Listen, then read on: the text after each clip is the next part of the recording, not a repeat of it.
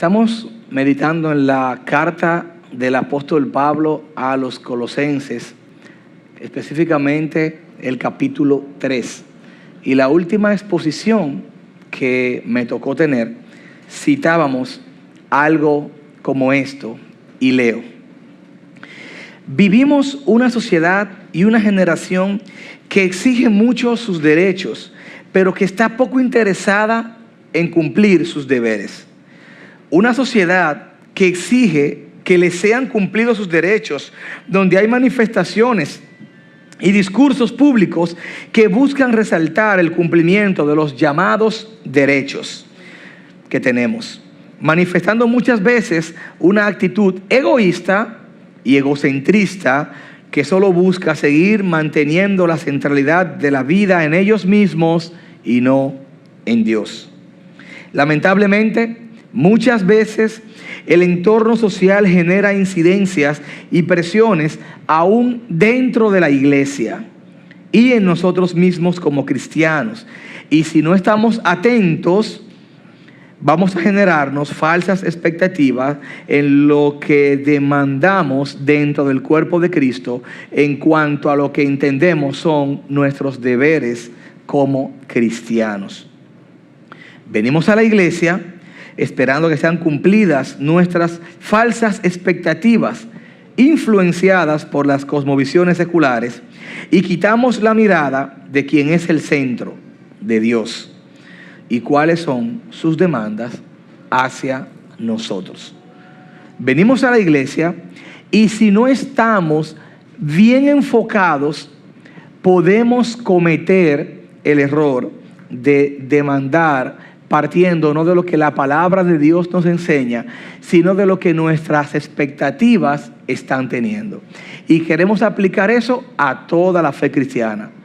Yo me bautismo, pero estas son mis condiciones. Yo me congrego, pero estas son mis condiciones.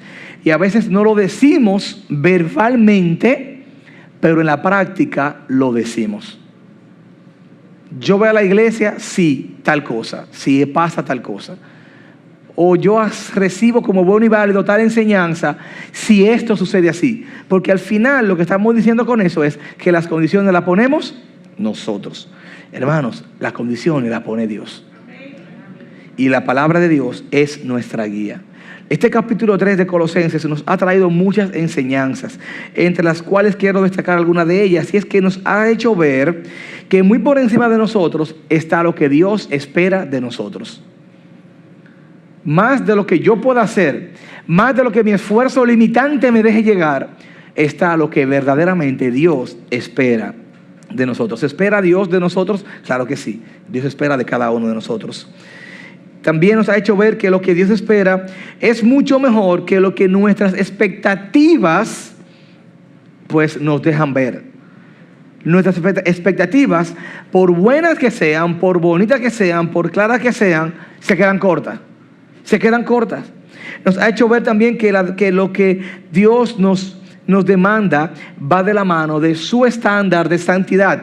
Es Dios que sube la barra, es Dios que pone el número, es Dios que pone el estándar, es Dios que pone el control de calidad. ¿Y dónde lo dice? En su palabra, en su santa palabra. Y haciendo un breve resumen, pues yo quiero que leamos el versículo 18 al 22 del capítulo 3, que es la porción en estudio del día de hoy. Colosenses 3, versículos 18 al 22. Y dice así la palabra del Señor. Pueden leerlo conmigo en sus Biblias o en sus dispositivos móviles. Dice así la palabra del Señor. Mujeres, estad sujetas a vuestros maridos como conviene al Señor, en el Señor. Maridos, amad a vuestras mujeres y no seáis ásperos con ellas. Hijos, obedeced, sed obedientes a vuestros padres en todo, porque esto es agradable al Señor. Padres, no exasperéis a vuestros hijos para que no se desalienten. Siervos, obedeced en todo a vuestros amos en la tierra, no para ser visto como los que quieren agradar a los hombres, sino con sinceridad de corazón, temiendo al Señor. Permítame orar nuevamente. Señor, gracias por tu palabra. Gracias por tu palabra. Gracias por tu palabra, Señor. ¿Qué sería de nosotros sin ese alimento diario? Gracias porque muy por encima de nosotros está tu voluntad. Y ahora yo te pido que esa voluntad se derrame y que el Espíritu Santo convenza de pecado nuestras vidas y hable a todos los corazones aquí presentes. Gracias, Señor. En nombre de Cristo Jesús. Amén.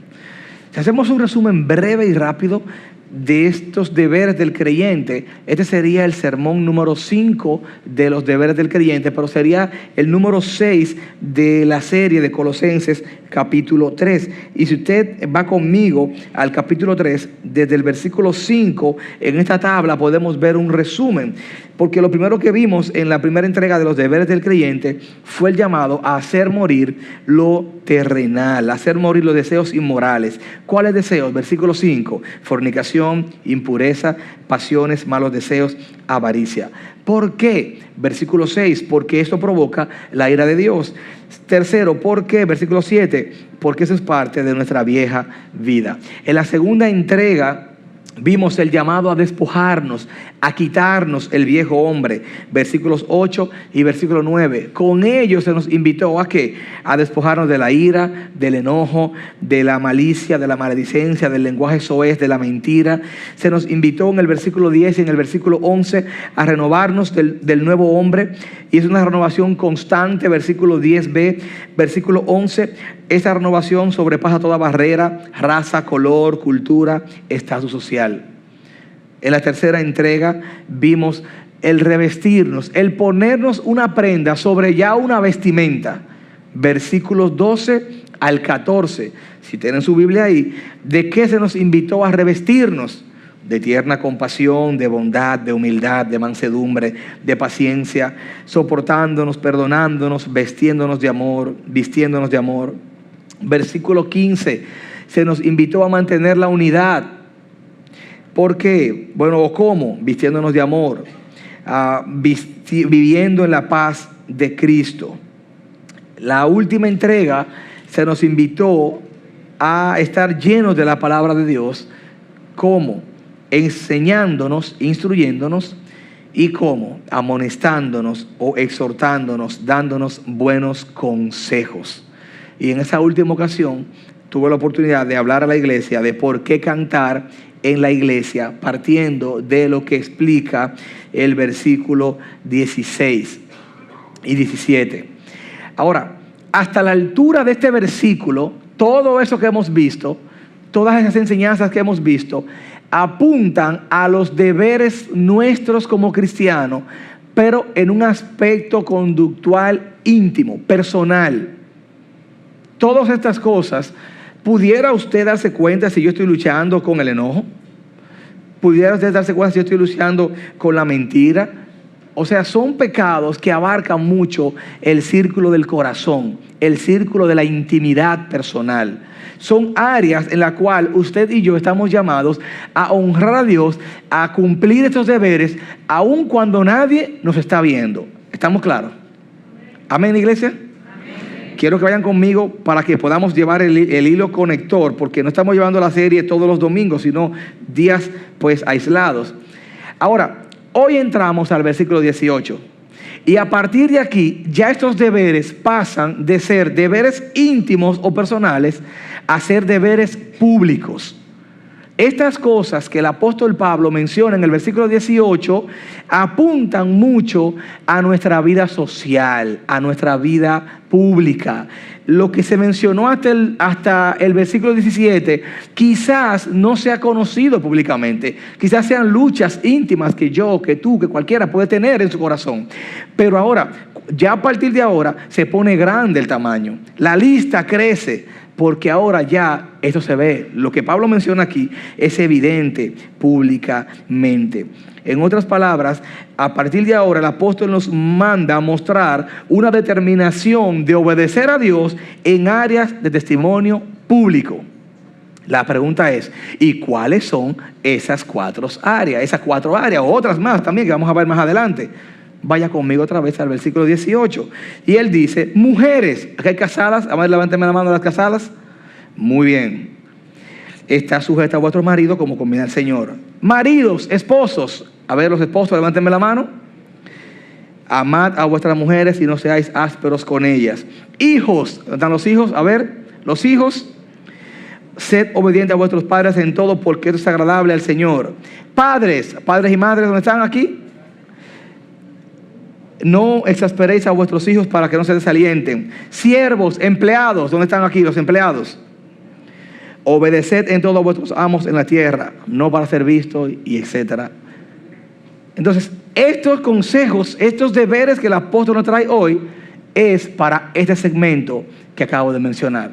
Así que, hermanos, lápiz en mano y vamos a ver qué nos dicen estos consejos. Hoy estaremos destacando 3 áreas interesantes, o 3 deberes. Deberes familiares, ¿ok? O deberes maritales, primero, deberes maritales, esposos y esposas, versículos 18 y 19.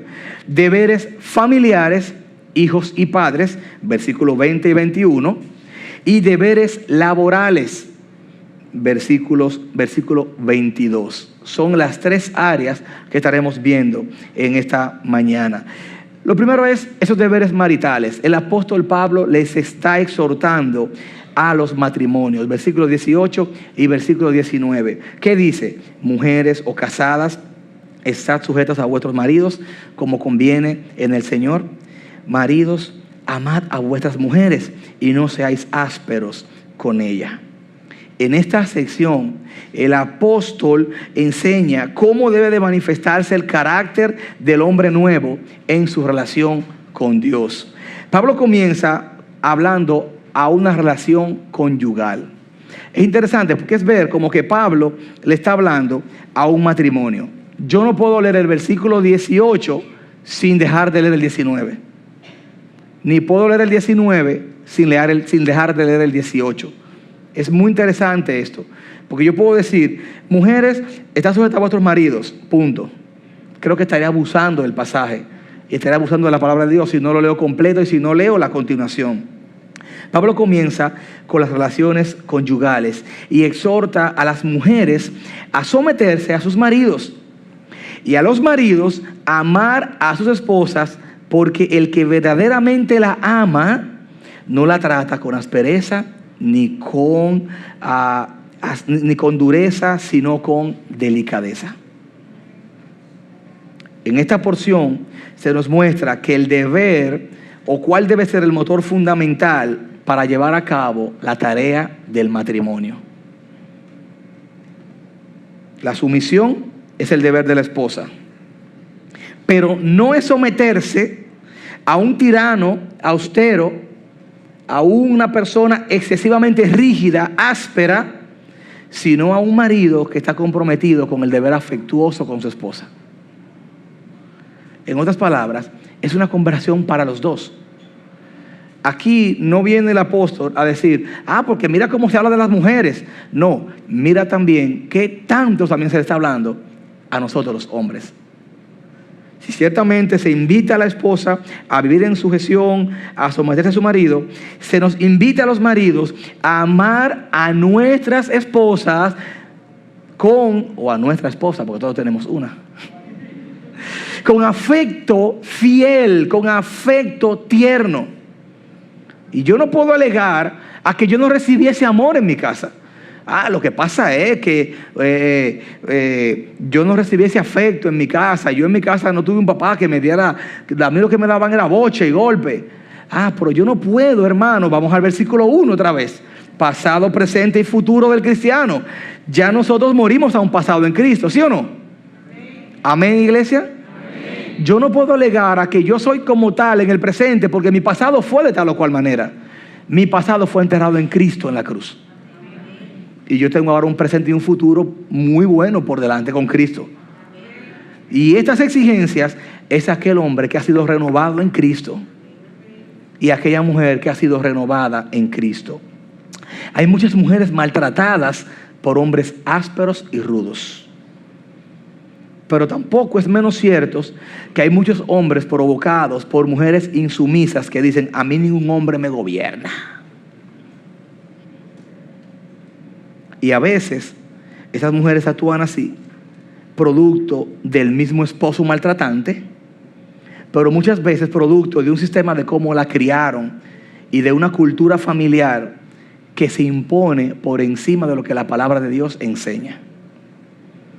Hay una pugna entre un marido maltratante, un hombre maltratante, y un sistema de cómo era mi mamá, mi abuela, mi tío, mi tía, o lo que yo aprendí en mi casa. Y yo llego al matrimonio con esa maleta de cosas, y ciertamente llega un punto en la vida en el que uno ya tiene que discernir, y aún los jóvenes cristianos que están formando hogar, en uno discernir qué traigo a mi nuevo hogar y qué llevo a mi nuevo, y qué dejo de mi hogar viejo. Porque casarse en Cristo es una oportunidad bella, porque uno tiene la oportunidad de comenzar de cero otra vez y hacerlo todo bien o todo mal. Es como un reinicio de la vida. Me tocó hace 12 años, fue comenzar de cero y decir qué dejo de mi hogar maternal, de mi hogar paternal, y qué traigo. Porque en el discernimiento hay cosas que uno dice: esto no puede ir a mi casa, esto sí puede ir a mi casa. Yo conozco hombres maltratantes, pero también conozco mujeres matriarcales, mujeres que luchan con la insubordinación, y algunas más conscientes que otras. Hermanos, este mundo, lo que más necesita este mundo son hogares verdaderamente cristianos. Son hogares verdaderamente cristocéntricos. Esto no es una lucha de que yo me insubordino a ti, de que tú tienes que someterte a mí porque yo soy el hombre, no, porque yo soy la mujer. No. Esta es una relación donde usted como mujer, usted como hermana que se subordina a Cristo, no tendrá problema en entender el rol de su esposo. Pero usted como hombre que se subordina al Señor, no tiene problema con mostrar amor y afecto a esa mujer que Dios le dio. Si Cristo es el centro de la relación en la vida y en el corazón de ambos, no habrá problema. Aquí no estamos jugando a quién tiene la razón. Aquí no estamos jugando al pulso. Aquí yo no tengo que venir delante de mi esposa con armas. Yo le digo a mi esposa: yo no tengo que cuidarme de ti. Yo no tengo que andar armado en mi casa. O sea, ese no es el juego. Ese no es el juego. Lo que verdaderamente este mundo necesita es hogares cristianos donde ambos vivan sujetos al Señor. Hogares donde la estabilidad espiritual sea el mayor de los pilares, y eso se manifiesta en el amor entre cada uno de los miembros, producto del amor que cada uno le tiene a Dios. Es un amor vertical que se va a manifestar en la relación horizontal. Yo amo a Dios, yo manifiesto ese amor a mi esposa. Ella ama a Dios, ella me va a amar a mí. Hermanos, nuestros hijos están aprendiendo un modelo de hogar en nuestro hogar de origen. Y aunque usted no lo crea, ya ellos están moldeando lo que va a ser su casa futura en la casa actual. Hombres aquí presentes, nosotros somos el modelo de esposos para nuestras hijas. Nosotros estamos modelándoles a nuestras hijas el novio que ellas quieren tener, o el tipo de hombre que ellas odiarían tener. Somos nosotros los varones, y eso comienza desde que están así. Hermanas, ustedes son el modelo de mujeres para sus hijos varones. Ustedes son el modelo de mujeres que sus hijos dirían: yo quisiera una mujer así, o yo odiaría a una mujer como mi mamá. Y eso comienza desde que nuestros hijos están en la casa. La pregunta es a ambos, a los hombres y a las mujeres: ¿cómo nosotros estamos modelándole ese trato a nuestros hijos? ¿Cómo está manifestando eso, ese amor nuestro, sincero, delante de Dios como esposos? ¿Cómo se está manifestando? ¿Qué están viendo nuestros hijos? ¿Qué están recibiendo nuestros hijos? Y eso no tiene que ver con que usted sea una mujer que cocine bueno, o que usted planche bien, o lave bien, o usted trabaje mucho, o usted sea un hombre que provea para su casa. No. Esto va mucho más allá, porque esto va con el reflejo de un carácter conforme a la imagen de Cristo. El otro día hablaba yo con mi hijo y hablábamos del tema del futuro. Y yo le preguntaba, ¿qué tú buscas en una mujer? Y él me dice, que ame a Dios y que cocine como mi abuela.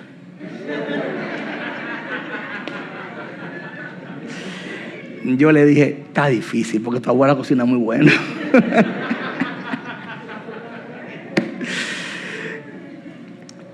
Hermanos, esto no tiene que ver con ese tipo de cosas, de que si cocina bueno, de que si no cocina bueno. Eso es bueno, sí, chévere, pero el carácter es más importante.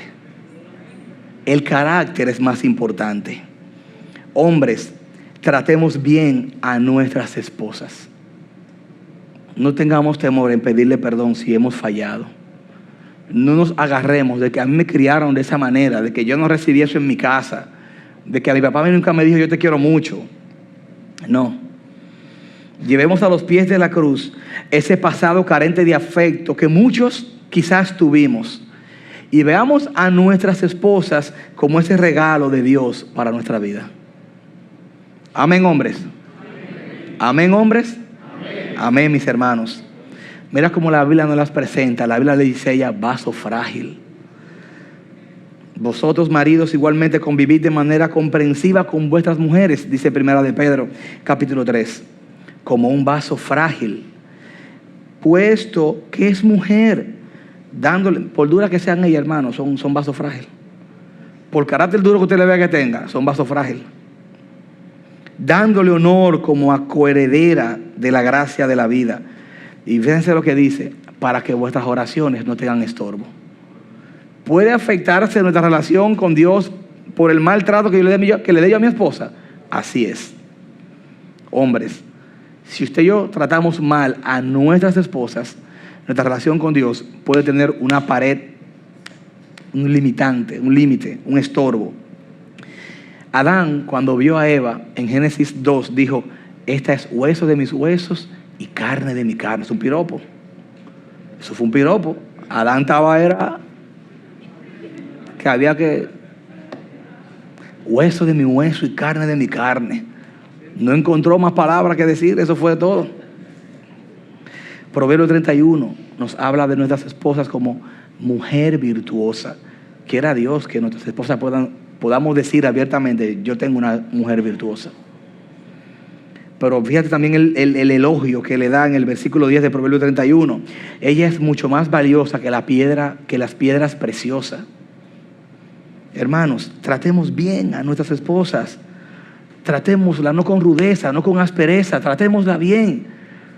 Efesios 5:25 nos dice, maridos, amad a vuestras mujeres, así como Cristo amó a la iglesia. A ella no se le pide que mueran por nosotros, a nosotros se nos compara dispuesto a morir por ellas. Dice Efesios 5:25.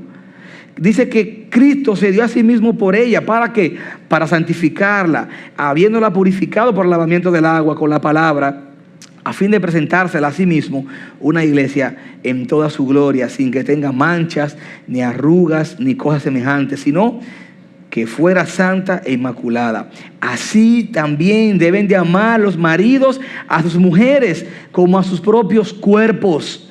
El que ama a su mujer, a sí mismo se ama, porque nadie aborreció jamás su propio cuerpo, sino que lo sustenta y lo cuida, así como también Cristo a la iglesia. Compara el amor de un hombre a su mujer con la responsabilidad tan grande de Cristo por su iglesia.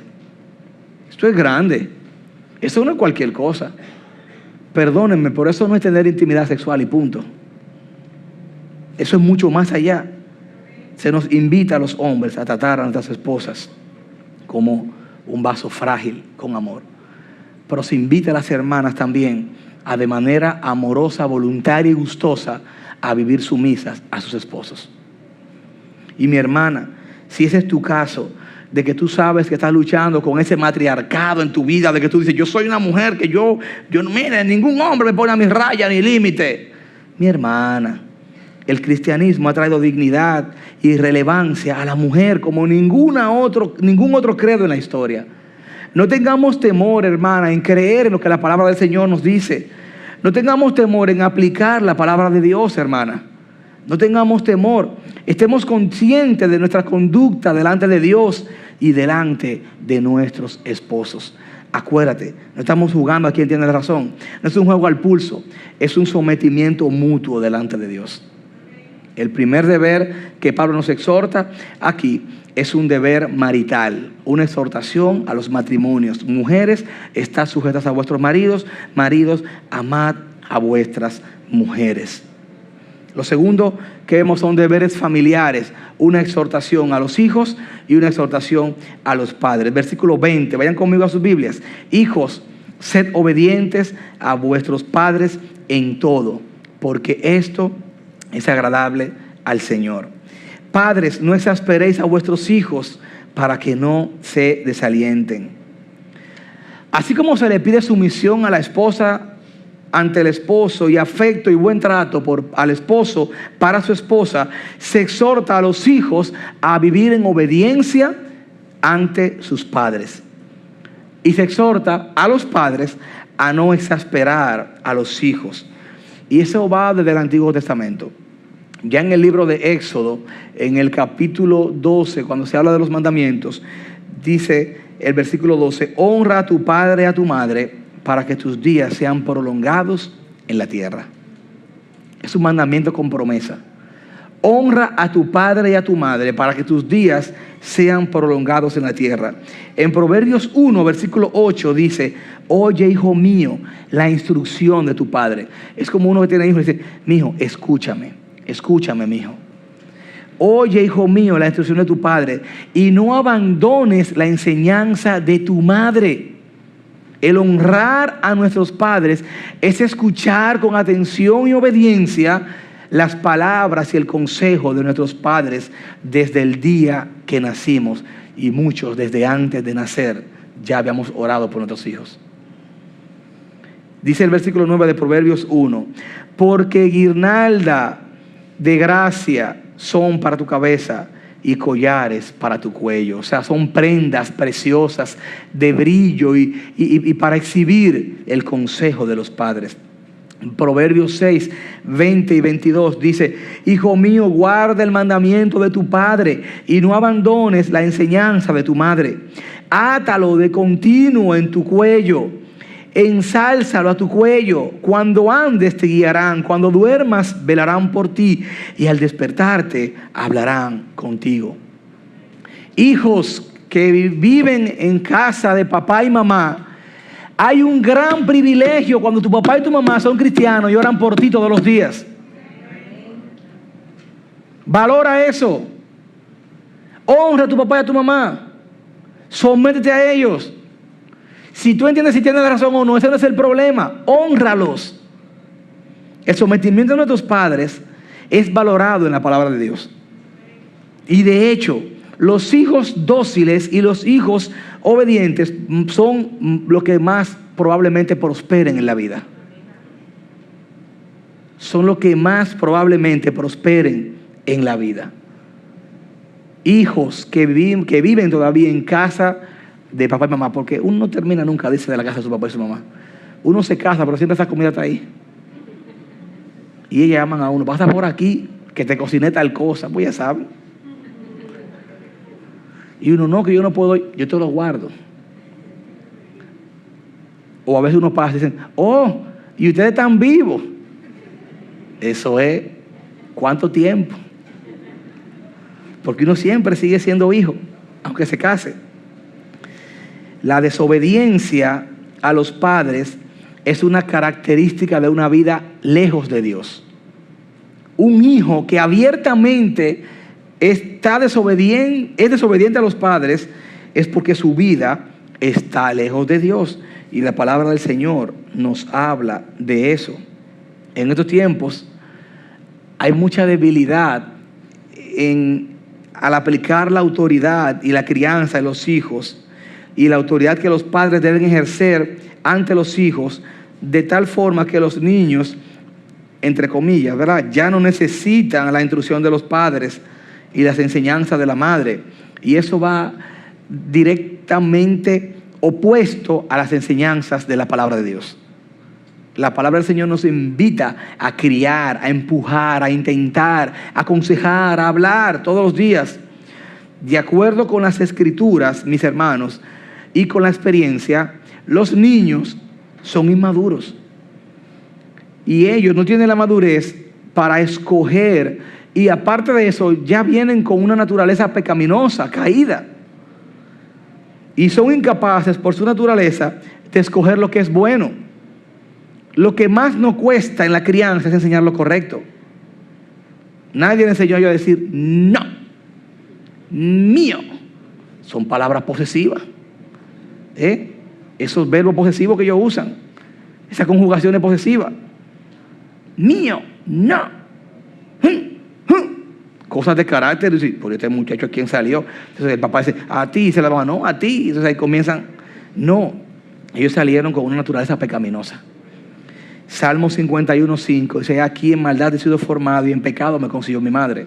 Yo soy educador de profesión y yo veo cómo la pedagogía y cómo la didáctica nombra muchos aspectos del carácter del hombre caído con nombres psicológicos. Es que él es inquieto. Es que tú le dices al que haga la cosa, pero él no la escucha porque es que él es muy creativo. No, él es desobediente. La pedagogía dice una cosa y le pone un nombre bonito y busca soluciones didácticas. Yo me he dedicado toda mi vida a la educación y conozco la educación en el aspecto secular y en el aspecto cristiano. La educación cristiana apunta a la crianza del corazón y a tratar desde el corazón los problemas que la didáctica busca desde la psicomotricidad, desde la música, desde los diferentes juegos y cosas. Hay que enseñar a los niños conducta a través del juego. Hay que enseñar a los niños conducta a través del sometimiento a la autoridad. Son aspectos diferentes. Y si yo me llevo de eso, entonces yo estaré siempre trabajando los problemas por arribita, cortando ramas en un problema del corazón, cuando la Biblia me enseña a tratar de una vez el corazón de mi hijo. Y yo debo llamarle a mi hijo, eso que tú hiciste es desobediencia. Y el primero que se siente mal con eso es Dios. Y lo segundo, tu papá y tu mamá. Otros dicen, ay, mijito, ¿tú te sientes bien? Porque si tú te sientes bien, mira, y ablandan las cosas. Y estamos criando monstruos por no ir a la raíz de los problemas del corazón de nuestros hijos en la crianza. Y el tiempo pasa y luego dicen los padres, pero ese muchacho nosotros lo tratamos siempre, y siempre lo llevamos a la iglesia, sí, pero siempre fue por arribita, las ramitas. Nunca fuimos a la raíz.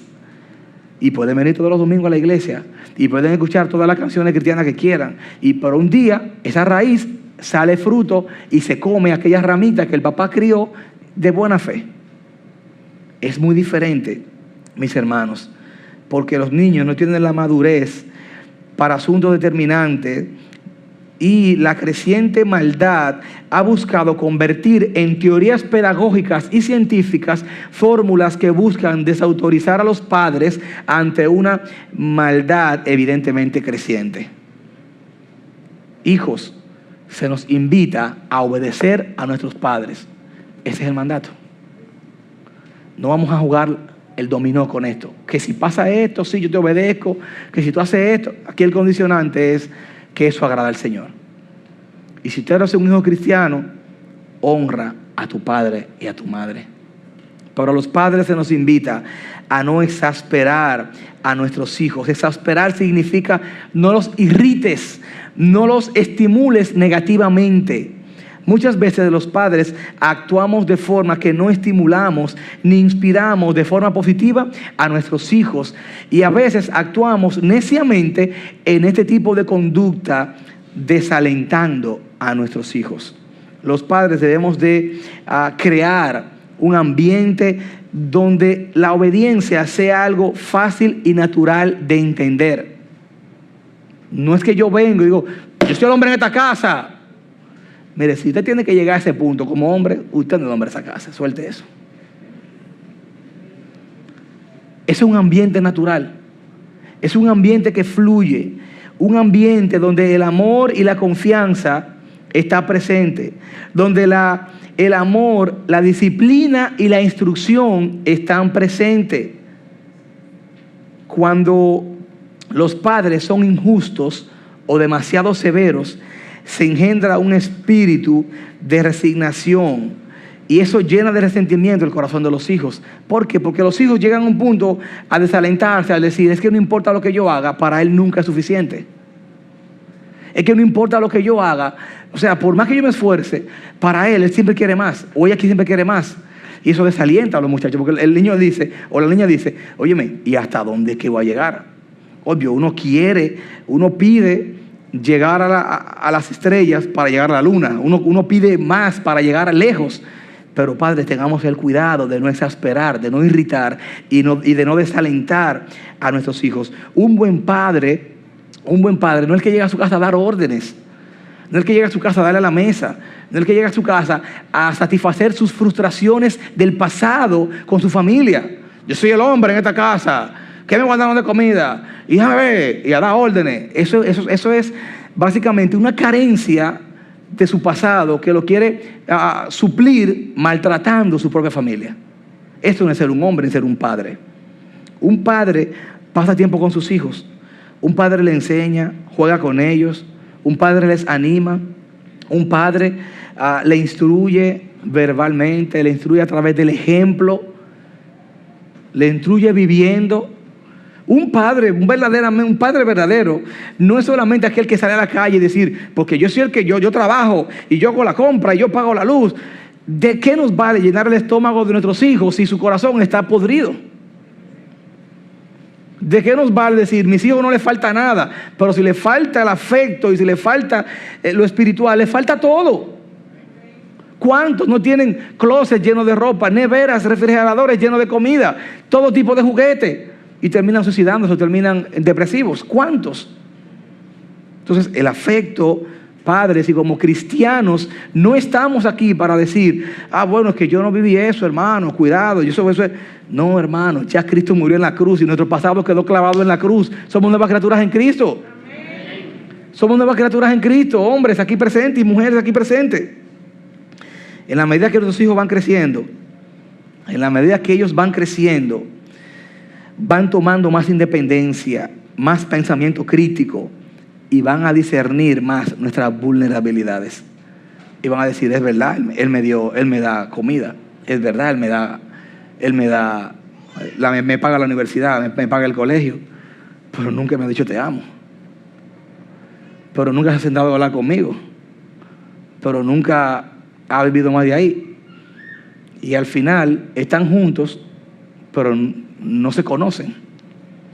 Yo siempre recuerdo el ejemplo que Pastor Otto me enseñó cuando yo comencé a criar sobre la soga. Él me decía, Roger, no la jales tanto que la rompa.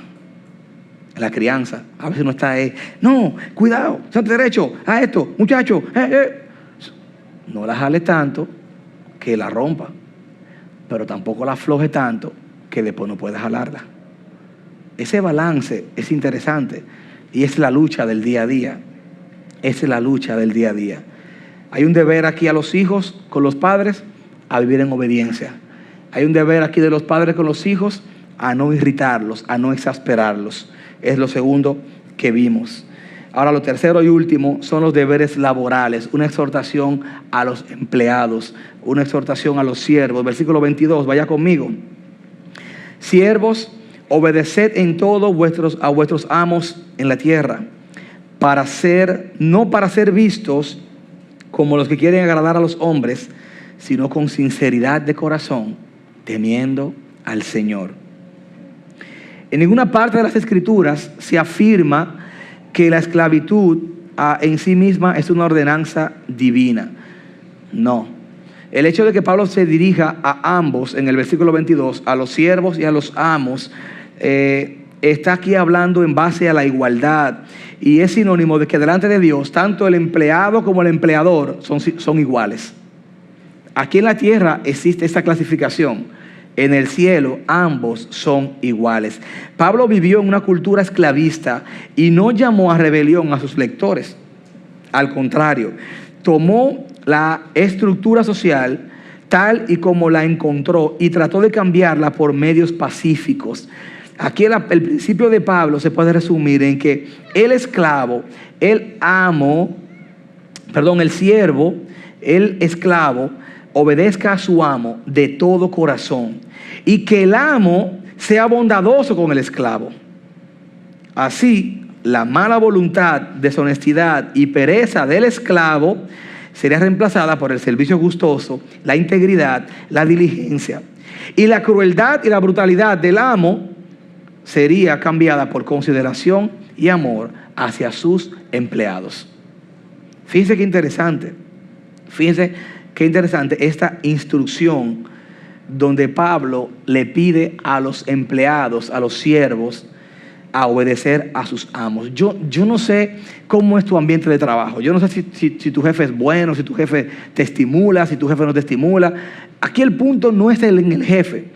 Aquí el punto que se nos invita es a que nuestro trabajo tenemos que hacerlo mirando al Señor por encima del amo, por encima del jefe. Y si de repente se te elogia, se te mira, tráele a tu jefe el principio de que tú trabajas para Dios. Eso puede ser un buen agarre, un buen ancla para que tu jefe no cristiano se estimule a tener sed por el evangelio. Hermano, hermana, que tienes que cumplir un horario de trabajo todos los días. Yo no sé cómo es tu ambiente de trabajo, pero un hijo de Dios va a cumplir el deber de trabajar no mirando al ojo de los hombres. Eso a veces no es estimulado ni aplaudido en un ambiente secular, porque tú llegas temprano, aunque tus demás compañeros lleguen tarde. Tú cumples lo honesto, aunque tus demás compañeros no lo cumplan. Es que tú eres un hijo de Dios y tú y yo sabemos que nuestra vida es del Señor. Y aún ese empleo que aunque nos pagan mensual o quincenal, lo hacemos estimulado en querer agradar a Dios, aún con eso, en un ambiente donde Dios no es honrado. Si no, pregúntenle a Daniel. Si no, pregúntenle a José.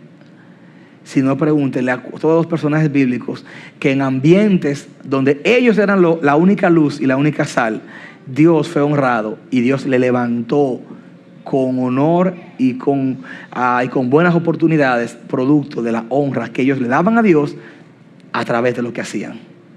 Mis hermanos, aquí se nos invita a siervos, como empleados, a obedecer en todo a nuestros amos terrenales, no para ser vistos como los que quieren agradar a los hombres, sino claramente dice, con sinceridad de corazón, temiendo a Dios. Aún en mi trabajo, yo debo de ser llamado a trabajar con excelencia para la gloria de Dios. Y si tu jefe te pregunta, ¿por qué eres así? ¿Por qué eres tan bueno? ¿Por qué eres diferente a los demás? No cometas el error de decir, porque yo soy. No, porque yo lo hago mirando a Dios y no a ti. Si te miro a ti, hace rato que me he ido de aquí. Pero al mirar a Dios, puedo tener un estándar de exigencia mayor que el tuyo.